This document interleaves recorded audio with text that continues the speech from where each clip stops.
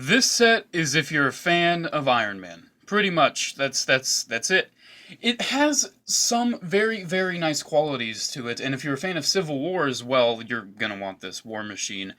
However, I really love this set because I'm a huge Iron Man fan, but I really don't see much of an appeal outside of being a fan of Civil War or Iron Man. Both of these figures, they're very nice. However, they're not essentials to a collection. And the War Machine Mark III, while it's nice, I'm not really sure if I prefer it over the Mark II as a figure, because it's trying to do too much, I think. And while it does succeed in some of those elements, it's got a couple problems, I'd say. So let's talk about the disco armor first, because the Mark 27 is probably one of the most interesting elements of this pack. I'm kind of confused as to why they chose the Mark 27, considering it's probably one of the most obscure and not really popular armors from Iron Man 3. Oh, I know why, because it's a straight-up repaint of the War Machine Mark II. That's a pretty good example. Yeah, as you can see, straight-up repaint, completely straight up. And because of that, and because of the fact that you should probably be familiar with this guy, I'm not really going to go over articulation on this guy. So, with this, it's a very nice-looking figure, I'd say. It's got the details. It's got what you'd really want and expect. However, there is an inaccuracy. If you look over to your right here, you can see the Hot Toys Iron Man Mark 27, and as you can see, there's a little bit of a difference. The Iron Man Mark 27 actually has the Iron Man Mark 7 torso and the War Machine Mark II limbs and helmet. That's kind of interesting. It's kind of odd that they kit bashed and repainted armors for Iron Man 3, isn't it? But yeah, it's inaccurate. The Marvel Legends one is indeed inaccurate. However, who cares? Who freaking cares, dude?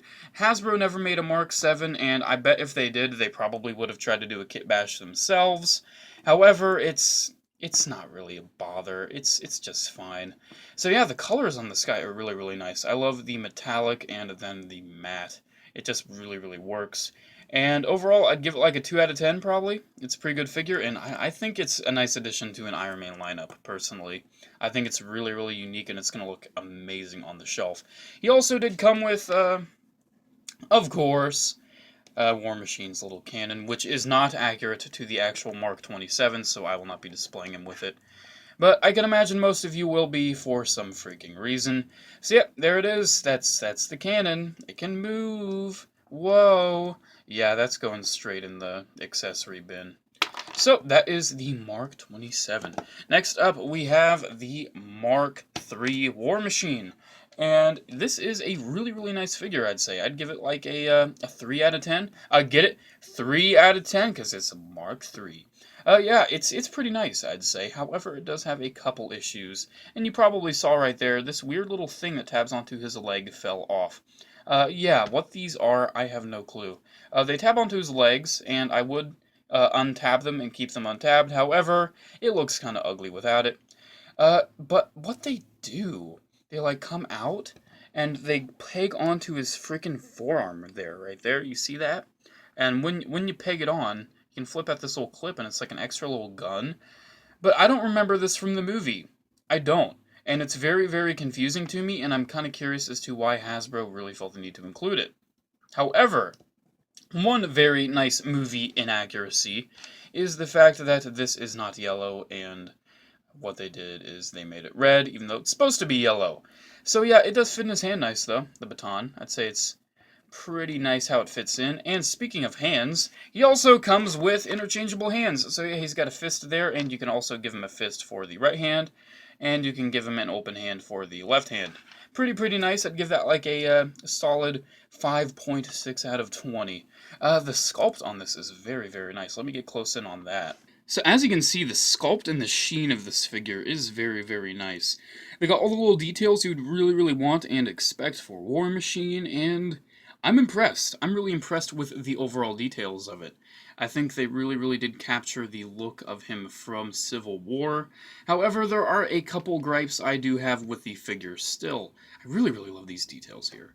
So yeah, let's get on to those gripes, because, yeah, they're kind of odd. So here is the Mark II next to the Mark III, and as you can see, there's a bit of an issue. Yeah, the proportions. Not only is the Mark III a little shorter, which really isn't much of an issue, But look at his arms. His arms are a lot longer. His thigh gap is a lot bigger. His chest is a lot broader. And it just looks kind of odd to me. It doesn't really look like a human could properly fit in this. It looks very disproportionate to me. The feet are also a huge, huge difference. Look at the size of the feet. They also have different colors of gray slash black. This is pretty much a freaking black here. And this is like a matte gray, and this is a nice glossy black. Overall, I'd say appearance-wise, I prefer the Mark II still. I'm sorry, it just looks better. However, I think when it comes to just the interest and the uniqueness of this one, especially considering that's a repaint of Iron Patriot, I'd say out of the two, the Mark III is probably the one to really get. But that's not all with his accessories, ladies and gentlemen. Yes, these things are indeed removable. This is the baton, so whenever you have him holding this, you really don't want that up there. Also, this is pretty much my biggest issue with this figure. Up here, you can see this is the little part of the cannon. And you take this out, and you can put the actual deployed cannon in. However, there's an issue. Do you want to know what it is? Do you want to freaking guess? Oh, let me guess. It's loose, and it doesn't want to stay up. Yep, you guessed it. You guessed it just right. It's very, very loose. It's really, really bad. And it doesn't even really want to stay in that well either. Yep, that's irritating. So pretty much, this is going to be my War Machine, because that cannon is a huge disappointment. And also, if I got this one with the cannon, I want this one with the baton, you know? Some uniqueness to it. Articulation on War Machine is pretty solid, I gotta say. His head can move up pretty nice. His head can move down pretty nice. His shoulders are very, very nice, I do have to say. I like how the shoulder pads go up. However, they can't really go up all the way.